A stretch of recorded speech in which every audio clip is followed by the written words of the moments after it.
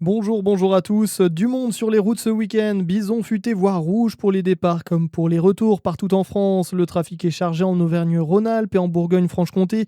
Il va encore s'intensifier. Patience, notamment sur l'A6 autour de Dijon en direction de Paris. À prudence au volant. Dans l'actu, les fortes chaleurs et des baignades interdites dans certains lacs jurassiens. Interdiction toujours en cours pour les lacs de l'Amoura, du Parçay et de Dole suite à la prolifération de cyanobactéries depuis la mi-juillet. Des nouvelles analyses doivent être menées par l'ARS alors que les températures grimpent à partir de ce week-end. Dans le Doubs, aucune interdiction de baignade liée aux cyanobactéries.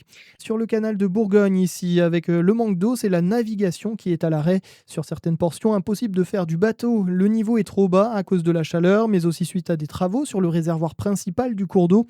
En Côte d'Or, le déficit pluviométrique est de 40 à 80% selon les localités sur le mois de juillet. Et il va faire encore plus chaud. Un nouvel épisode caniculaire est attendu pour mardi sur de nombreuses régions selon Météo France. Aujourd'hui, 12 départements du sud-est sont placés en vigilance orange canicule, de la Haute-Savoie à la Corse, avec des pointes avoisinant les 38 degrés le long de la vallée du Rhône. En Ukraine, les autorités déplorent 3 morts et 7 blessés après des frappes russes dans la nuit à Kiev et sa région. Une dizaine d'explosions ont retenti et une alerte aux missiles balistiques a été déclenchée.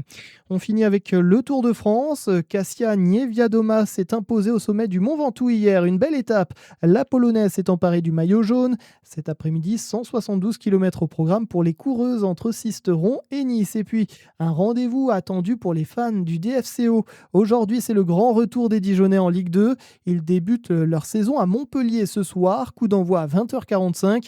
Le premier match à domicile, ce sera dès vendredi avec la réception de Pau à Gaston Gérard. Bel après-midi sur Fréquence Plus.